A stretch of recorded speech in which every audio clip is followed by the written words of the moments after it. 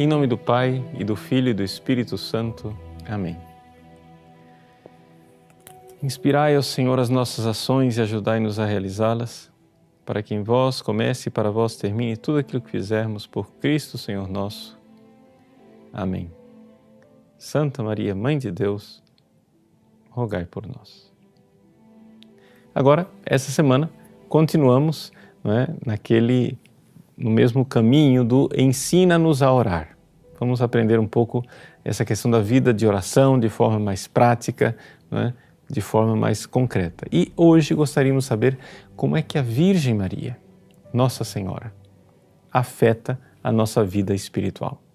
Como é que ela concretamente, ela é capaz de intervir na nossa vida espiritual.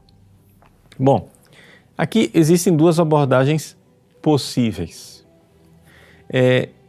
Uma é teológica, outra é mais prática. Nós vamos ficar na abordagem mais prática.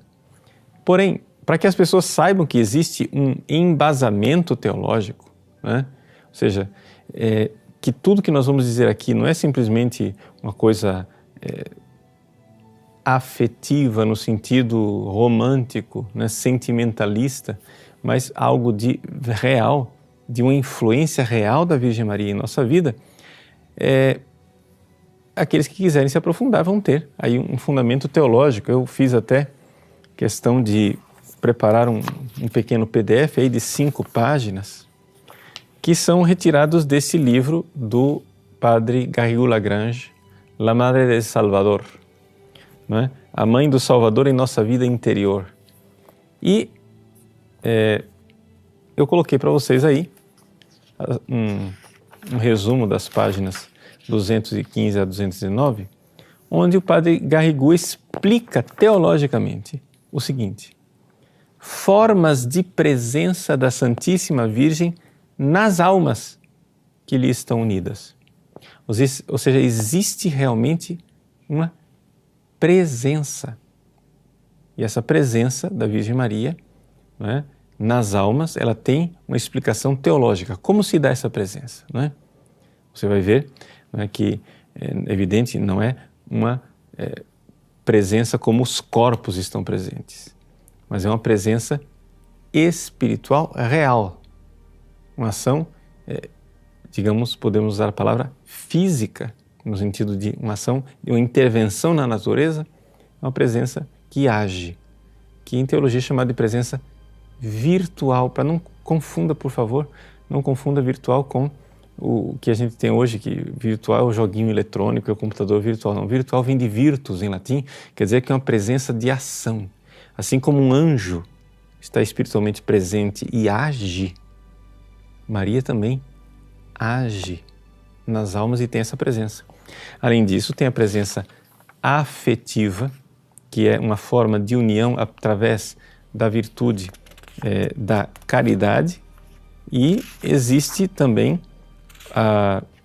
aquelas formas raras de presença, de união mística com a Virgem Maria, de alguns santos que realmente têm uma tal presença da Virgem Maria que eles têm, do mesmo jeito que existe uma presença habitual da Trindade nos santos de sétima morada, etc. e tal, existem alguns santos, é uma coisa rara, mas existe essa presença habitual da Virgem Maria.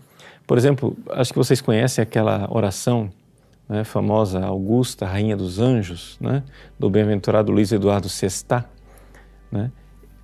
O Luiz Eduardo Sestá, o bem-aventurado, ele tinha essa presença habitual da Virgem Maria. E ele dizia: eu sinto a presença dela da mesma forma que o cavalo sente a presença das mãos daquele que segura as rédeas. Ou seja, a metáfora é interessante, porque o cavalo não sente a presença das mãos tocando fisicamente, mas sente a presença das mãos pelo influxo, Então, através das rédeas. Então, a Virgem Maria tem essa presença, e ele sentia essa presença. Por exemplo, testemunho de pessoas que, no meio dos seus sofrimentos e de suas dores, sabem da presença mística da Virgem Santíssima. né, um cartucho que dizia: estou sofrendo muito, mas vejo que ela está alegre. Existe essa presença real da Virgem Maria. Bom, então essas são as presenças, essa questão teológica, ok? Vamos, porém, para uma abordagem mais prática. E para essa abordagem mais prática, se vocês quiserem, o comentário disso está também nesse livro do Garrigou-Lagrange, mas a coisa é mais baseada no Tratado da Verdadeira Devoção da Santíssima Virgem Maria, no capítulo 7º. Então, no que é que a Virgem Maria pode influenciar na nossa vida de oração concretamente? Esse capítulo 7º do tratado é o resumo perfeito, é o roteiro, né, da nossa aula e daquilo que nós podemos realmente experimentar. Só que eu gostaria de fazer essa aula, já que é uma aula a respeito da vida de oração, gostaria de intercalar o ensino com a oração, né, para que a gente possa realmente tirar o fruto disso daqui. Primeira coisa que diz São Luís Maria Grião de Montfort, ele diz assim, que o título do capítulo é Efeitos Maravilhosos que esta devoção produz numa alma que lhe é fiel. Então, artigo 1º, conhecimento e desprezo de si mesmo. Veja, isso aqui é a base do edifício espiritual, que é a humildade, né? Nós sabemos que o nosso edifício espiritual tem duas virtudes, a humildade e a fé. O artigo 1º ele vai tratar da humildade, o artigo 2º ele vai tratar da fé, participação da fé de Maria. Mas a humildade, por que a Virgem Maria pode nos ajudar na humildade? Primeiro, porque ela é a humilde serva do Senhor. E embora ela esteja exaltada no céu, gloriosa acima, muito acima dos mais altos anjos, muito acima dos serafins, ela continua humilde. Porque ela, sendo criatura, ela olha infinitamente acima de si a Trindade, o seu Filho Jesus. E ela humildemente se coloca ali como servidora deles. E o que é que acontece? Se nós quisermos uma vida espiritual, nós temos que lembrar aquilo que está escrito, né, na Cidade de Deus de Santo Agostinho. Existem duas cidades. Uma construída do amor de si até o desprezo de Deus e outra construída pelo amor de Deus até o desprezo de si. Então é necessário desprezar a si mesmo, né? Desprezar a si mesmo e ver o quanto nós somos miséria mesmo. E a Virgem Maria nos ajuda a ver, né, essa miséria com a sua humildade. Você pode se colocar na presença da Virgem Maria e veja no coração dela como ela está imensamente humilhada diante de Deus. Foi ela quem disse no Magnificat: Ele olhou para a humildade de sua serva. Minha Mãe Santíssima, vós que sois humilde, eu quero contemplar, Senhora, a vossa humildade, que é o contrário da humildade, que é o contrário da soberba de Satanás. E porque vós vos humilhastes, vós hoje reinais gloriosa no céu. Minha Mãe, hoje é dia de Nossa Senhora Rainha. Nós celebramos a vossa coroação como Rainha do céu e da terra. A humilde serva que foi exaltada. Quem se humilhar será exaltado, mas quem se exaltar será humilhado. Ajudai-me a enxergar isso, porque tantas e tantas vezes a minha carne me leva a uma exaltação frívola. Minha Mãe, vós sois a Mãe da humildade, humílima Maria. Eu quero hoje vos pedir a graça Tocai-me, Senhora, com a vossa mão e dai-me a graça da humildade. Assim como ensinastes a São João, que vos recebeu em sua casa, ensinastes a humildade, a baixeza, a pequenez, o escondimento. Ensinai, Senhora, também a mim, que eu saiba me esconder e me humilhar e ver a minha miséria. Amém. Então, vejam como você pode e deve, né, na sua vida de oração, pedir à Virgem Maria a virtude da humildade. Veja, não é simplesmente um recurso pedagógico. Algumas pessoas, é triste a gente conviver no mundo que nós estamos atualmente, que as pessoas não têm fé, então elas acham que o que a gente faz é um faz de conta, é uma pedagogia, é uma coisa assim, simplesmente para ensinar as virtudes para as pessoas. Não, não é só uma questão pedagógica. É muito mais profundo, é uma questão de ação. Existe uma presença, existe uma virtus, existe uma força, né? Existe uma presença operacional da Virgem Maria. Porque assim como ela gerou o Cristo aqui na Terra, ela vai gerar o Cristo manso e humilde de coração em nós. Segundo ponto, participação na fé de Maria. Veja, aqui é algo impressionante. Por quê? Porque Jesus, embora seja o homem perfeitíssimo, Jesus não tinha fé. Pessoas dizem, como assim Jesus não tinha fé? Claro que não tinha fé. Ele tinha visão beatífica, ele via Deus face a face, né? Ele sendo Deus que se fez homem, ele não tinha fé. Ele, ou seja, a parte mais elevada da alma de Cristo, né, estava vendo a glória de Deus, embora as consequências desta visão não irradiavam para as partes inferiores e Jesus continuava sofrendo igual a nós, na forma servil como nós. Mas, se é assim, qual foi a maior fé que jamais, assim, que existiu na face da terra? Foi a fé de Maria. Hoje, no céu, ela está vendo Deus face a face e ela não tem mais fé. Porque a fé é para quem está aqui nesse mundo, peregrino. Mas São Luís Maria Grignion de Montfort diz o seguinte: embora ela tivesse uma fé maior do que a dos patriarcas, maior do que a dos profetas, e hoje ela não tenha mais a fé no céu porque vê Deus na sua glória, com assentimento do Altíssimo, ela, entretanto, não a perdeu a entrar na glória. Ou seja, ela vê Deus face a face, mas ela não jogou fora a fé que ela tinha, porque ela guardou-a para os seus fiéis servos e servas na igreja militante. E quanto mais, portanto, ganhardes a benevolência desta princesa e virgem fiel, tanto mais profunda fé tereis em toda a vossa conduta. Vamos pedir a ela isto. Totus tuus.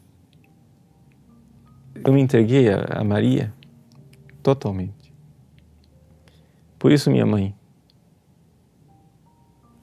as minhas virtudes são tuas para que as modifiqueis e melhoreis, e as vossas virtudes são minhas.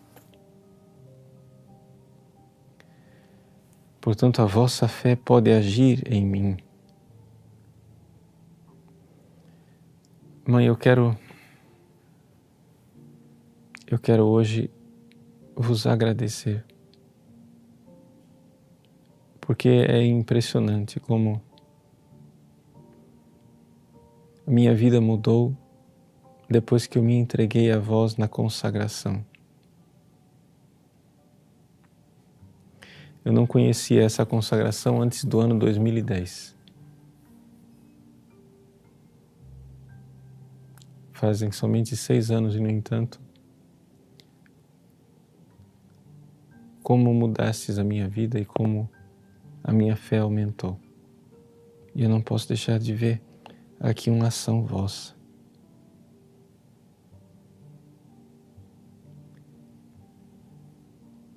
a vossa fé em mim. Mas eu quero pedir, Senhora, purificai mais ainda a minha fé. Uma fé pura. Uma fé pura que vos levará à despreocupação por tudo que é sensível e extraordinário. Sim, Mãe Santíssima, eu sempre, nas coisas espirituais, estou sempre procurando consolações sensíveis e procurando sinais extraordinários, sinais milagrosos da presença de Deus.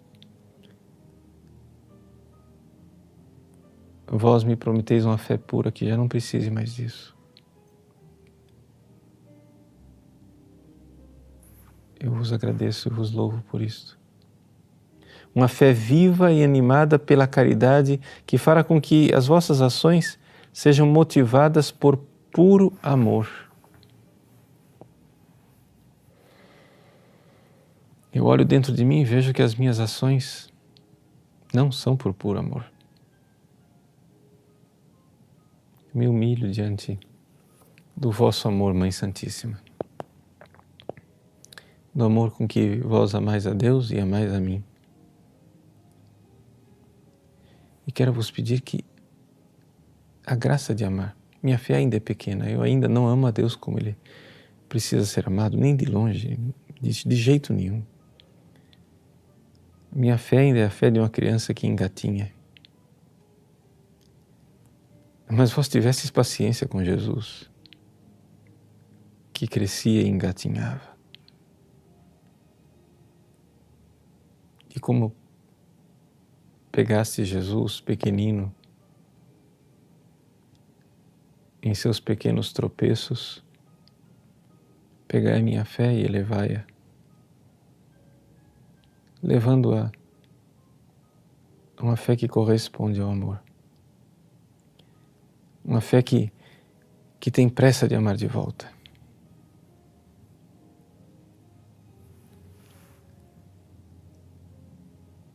Uma fé firme e inquebrantável, como um rochedo que vos manterá firme e constante no meio das tempestades e tormentas.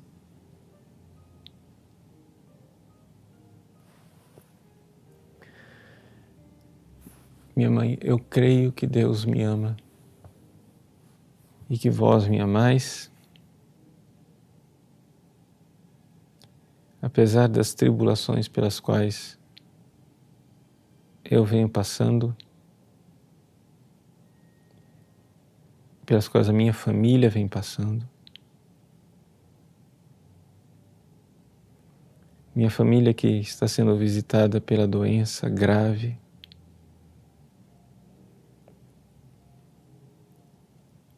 Mesmo nesta tempestade, minha mãe, como vós estivestes de pé na cruz, Stabat Mater, como a mãe esteve de pé ao lado da cruz, dai-me a vossa fé, mãe. Vós estáveis ali com São João. Foi a vossa presença ao lado de São João que fez com que ele não sucumbisse naquela hora. A cruz me visita, visita as pessoas que eu amo. A doença bate na porta da minha família. Sangue do meu sangue. Aumentai, Senhor, a fé, que nós não sejamos abalados por essa provação. Uma fé ativa e penetrante que, semelhante a uma chave misteriosa, vos dará entrada em todos os mistérios de Jesus Cristo nos novíssimos do homem e no coração do próprio Deus.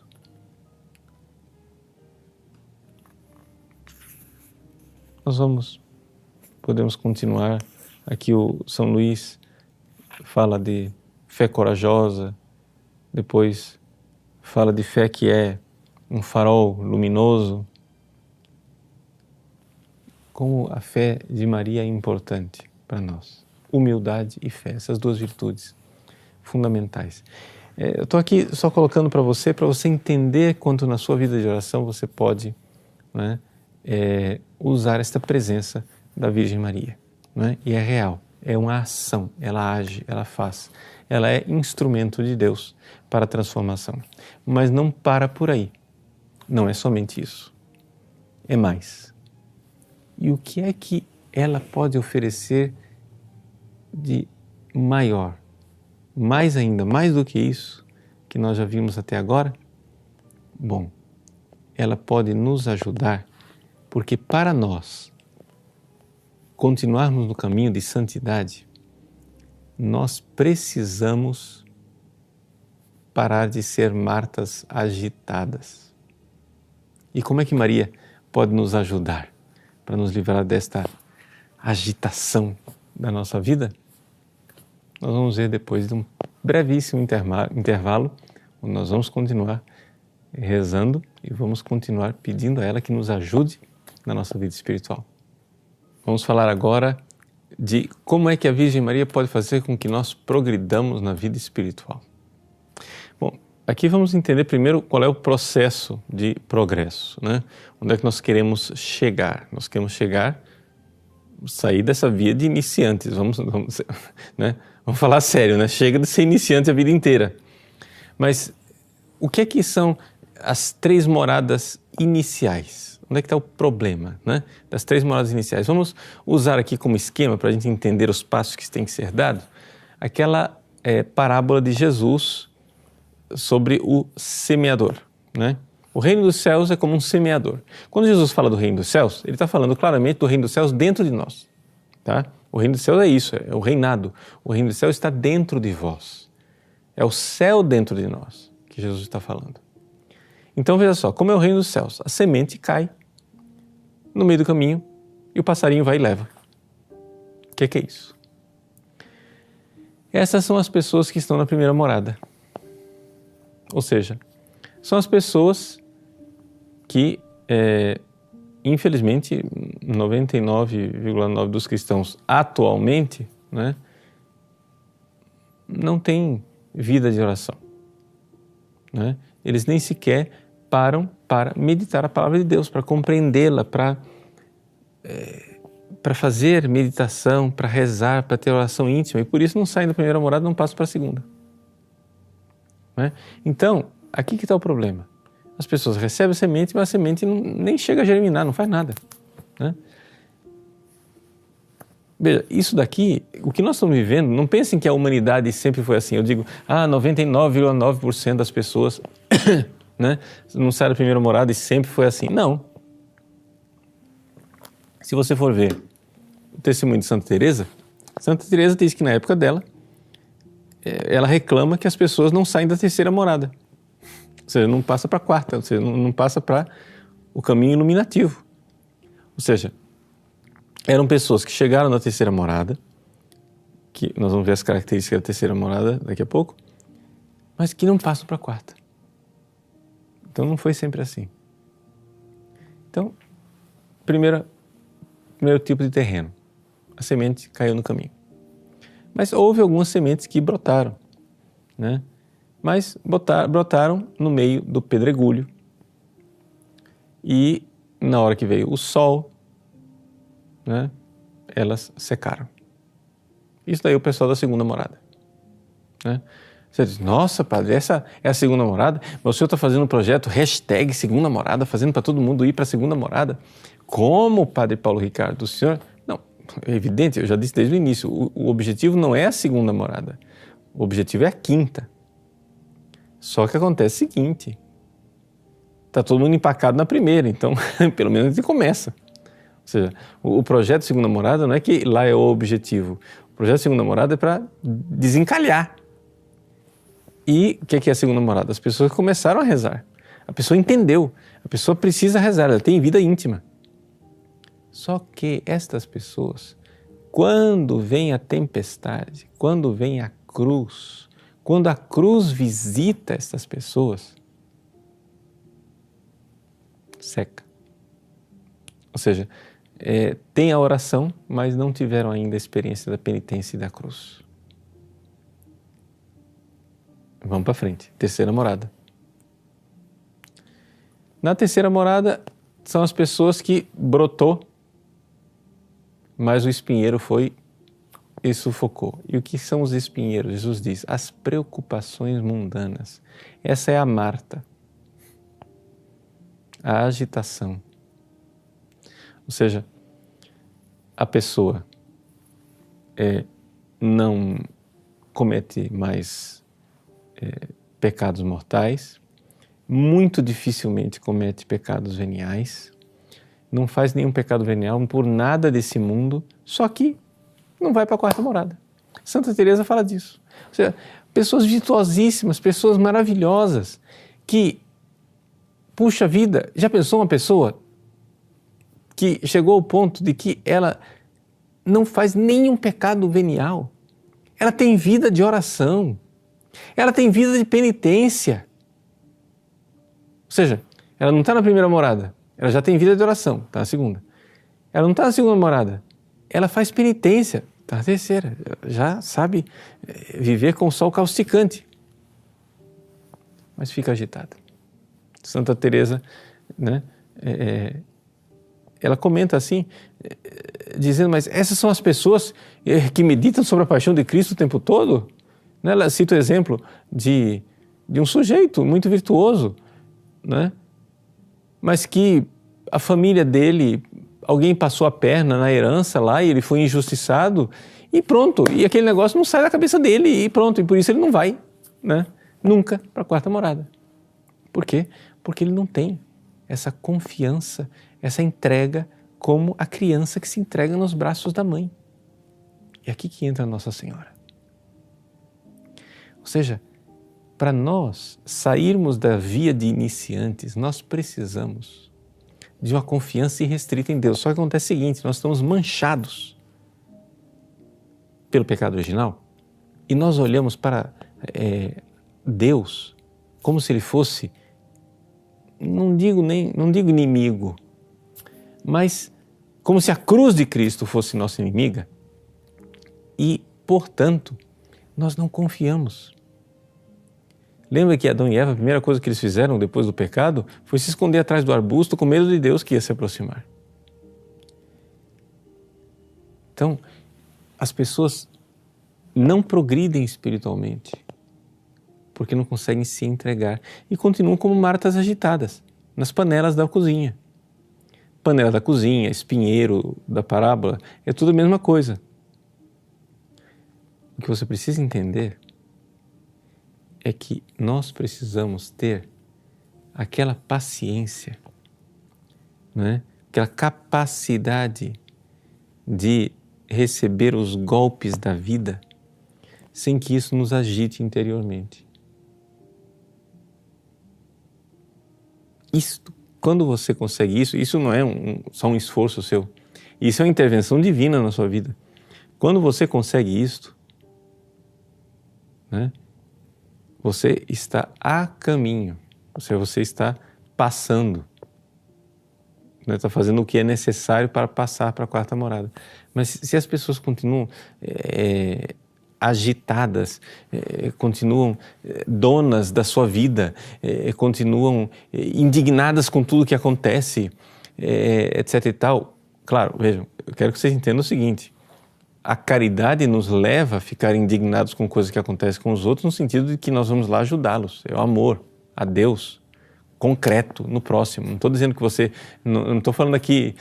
Somos cristãos, não estou falando da ataraxia, né, dos estoicos. Ah, eu não sinto nada. Isso aí é a dormência de um morto. Não é isso que eu estou falando, né? Eu estou falando de outra coisa. Eu estou falando do Cristo manso e humilde de coração. O Cristo que amou na cruz. O Cristo que soube transformar toda aquela dor em amor. Eis aí. Aí a Virgem Maria nos ajuda. Por quê? Porque quando você tem angústias, dores, sofrimentos, inquietações, agitações, panelas batendo, espinheiros sufocando, e você se joga nos braços da mãe, aqui você tem um auxílio enorme. Vejam, o que eu estou dizendo para vocês é o seguinte, que a consagração à Nossa Senhora, a entrega à Nossa Senhora é um elevador, para usar a metáfora de Teresinha, é um upgrade maravilhoso, né?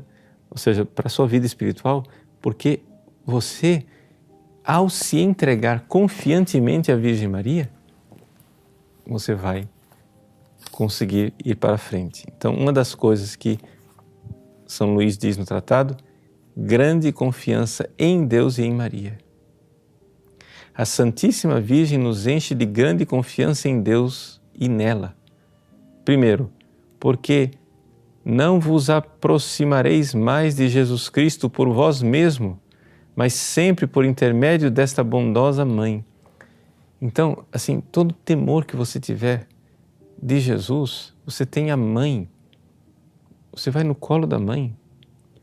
Mas, padre, eu não tenho medo de Jesus. Infelizmente, gente, vamos ser bem objetivos. Existe um medo irracional dentro de nós. Um medo irracional dentro de nós. Nós sabemos que Deus é amor infinito, mas nós temos medo da vontade de Deus. E é por isso que as pessoas não se resignam, não se entregam. E porque não se entregam, não são dóceis. Porque não são dóceis, não passam, não evoluem, não vão para frente. Por quê? Porque o caminho, a passagem para a mística, né, da quarta morada, é a passagem da pessoa que tornou-se maleável. Veja, qual é... Vamos resumir numa palavra só, vamos ser bem objetivos. Qual é a nossa finalidade de iniciantes? Qual é a nossa missão para quem está iniciando? Pessoal das 3 primeiras moradas. Qual é a nossa missão? Nós iniciantes. É tirar os empecilhos, tirar os obstáculos para que Deus haja. Para que Deus comece a fazer. Ou seja, Deus é uma presença, e uma presença ativa. Deus é vivo, Deus está agindo dentro de mim, Ele quer fazer, mas eu estou impedindo, né? Por quê? Porque Ele age, mas Ele age com uma brisa suave, né? Então, se você é a folha da árvore que ainda está pegada com a árvore, se bater o vento, a folha não voa, ela só voa se ela se desapegar.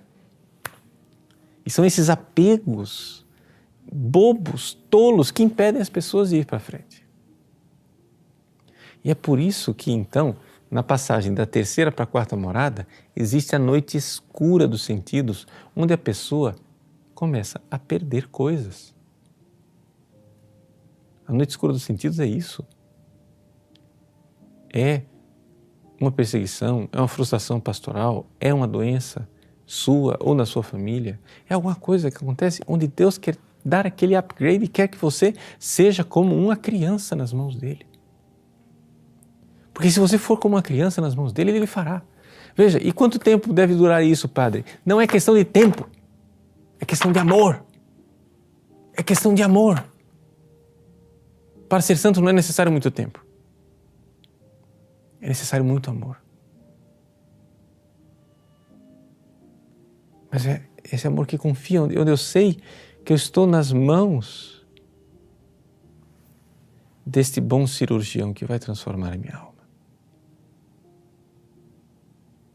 Eu me lembro quando o meu sobrinho, o Lucas, que agora já está com 20 anos, 21, ele era pequenininho e teve meningite. Eu contei até essa história no livro Olhar que Cura. E tinham que tirar o líquido, né, da coluna para fazer o diagnóstico, para ver que tipo de meningite. Ele ficou agitadíssimo, era uma criança, e todo mundo ali ao redor da cama, e todo mundo preocupado. A médica disse, olha, desse jeito aqui não vai dar. Eu não vou conseguir fazer nada com esse povo todo agitado aqui ao redor. Lucas, você vai escolher uma pessoa que vai ficar aqui. Os outros vão sair. Quem que você escolhe? Mamãe. A mãe ficou.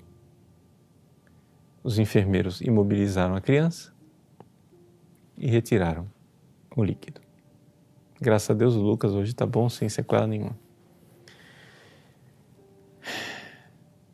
Mas nós somos assim. Nós resistimos. Mas se nós tivermos a presença de uma mãe, a gente se entrega. A Virgem Maria. Então, nós não vamos ter medo do cirurgião que é Jesus. Ele é amor infinito, sim, mas acontece que o nosso coração manchado reage irracionalmente com esta mãe. Vejam, e não é só, eu quero que você entenda o seguinte, não é um sentimentalismo de mãe. Não é isso. É algo, é real, é uma entrega real, é uma ação real dela.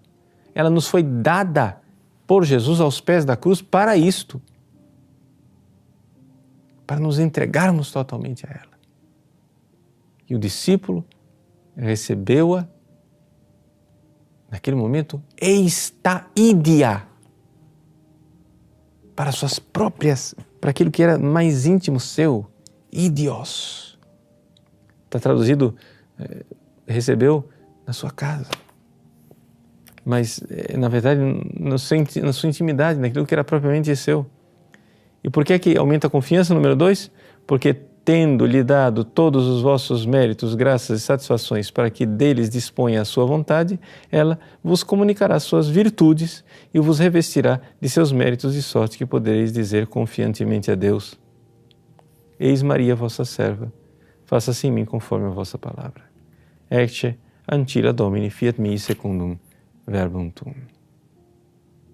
Terceiro, porque desde que vos destes a ela inteiramente de corpo e alma, ela que é liberal com os liberais e mais liberal que os próprios liberais, dar-se-á a vós em troca, e isso de um modo maravilhoso, mas verdadeiro.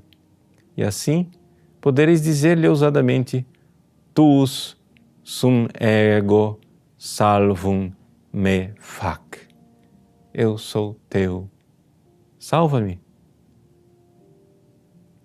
Ou, como já se disse, com o discípulo amado, accepite in mea. Eu vos tomei, Mãe Santíssima, como todo o meu bem. Né? Então, assim, ele continua essas reflexões, aí ele chega no número 4 e diz assim: aumenta ainda a vossa confiança nela, é que, tendo-lhe dado um depósito, tudo o que tendes de bom para dar ou guardar, confiareis menos em vós e muito mais nela. Então, veja só. Enfim, isso aqui são as reflexões de São Luís, mas vamos colocar, né, na nossa vida, praticamente. Como é que nós estamos diante de Deus? Será que a nossa semente não está debaixo do espinheiro, das preocupações da vida, das panelas de Marta, onde eu sou o meu Salvador? Quantas e quantas vezes eu já rezei e disse: eu hoje escolho Jesus como meu único Senhor e meu único Salvador. Então logo aparece um problema na vida, eu pego de volta. Mãe Santíssima Senhora, eu quero me colocar como recorda o Salmo, como uma criança confiante no regaço da sua mãe. A minha alma está como uma criança no regaço da mãe. E eu quero me entregar verdadeiramente nos braços desta mãe, porque Jesus se entregou a ela. E foi ela quem gerou Jesus e, portanto, para que Jesus seja gerado em mim, eu me entrego nos braços dela. Senhor, olhai minha alma agitada.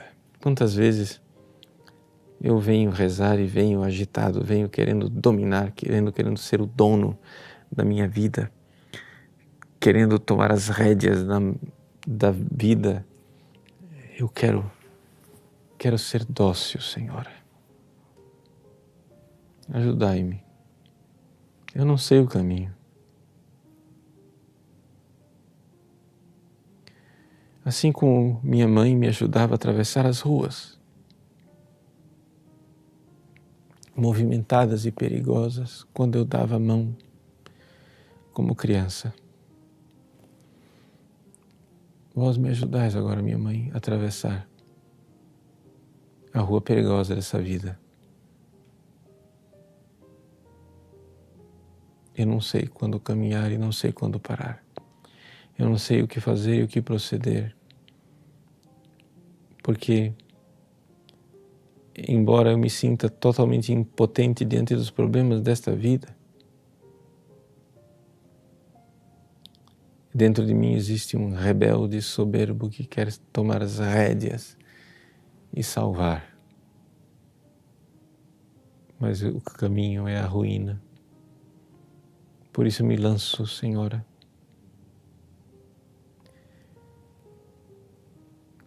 Como os primeiros cristãos, eu quero rezar nesta noite aquela oração tão antiga do segundo século. Subtum presidium confugimus sancta Dei Genetrix. Debaixo de vossa proteção, nos refugiamos, Santa Mãe de Deus. Não desprezeis nossas súplicas em nossas necessidades.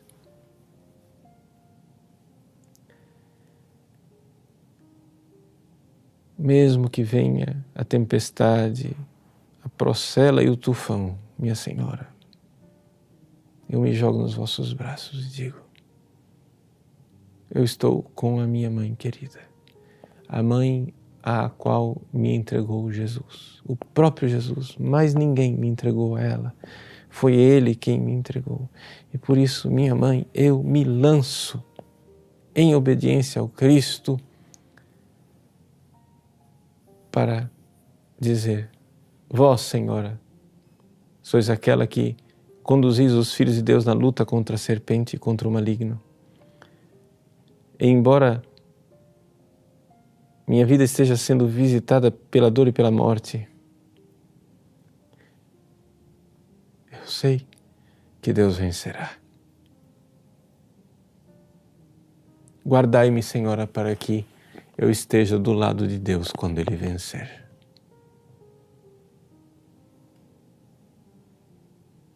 Ele vencerá.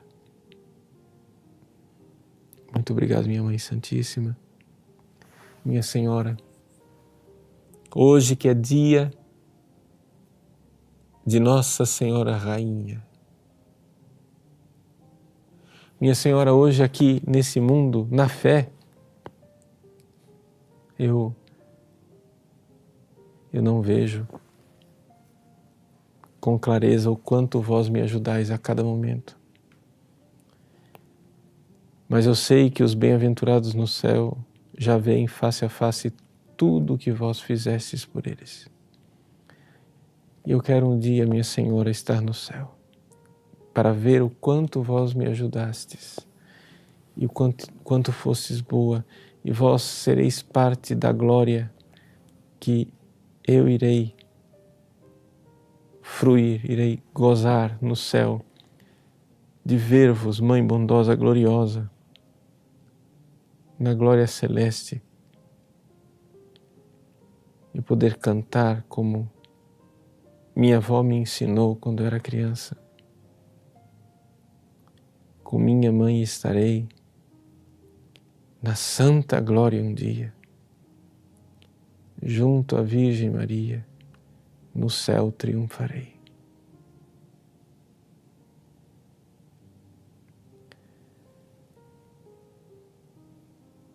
Por enquanto aqui na terra, minha mãe, passando pelos trabalhos e pelos tormentos deste mundo, eu quero confiar em vós e parar de ser a Marta agitada, para que então, dócil ao vosso toque de mãe, eu possa me unir àquele que é o esposo e possa amá-lo e servi-lo, nosso Senhor Jesus Cristo, Deus glorioso e bendito, que reina e quer reinar cada vez mais nos corações onde vós reinais como rainha. Abençoai, Senhora, esses vossos filhos, debaixo do vosso manto sagrado. Em nome do Pai, do Filho e do Espírito Santo. Amém.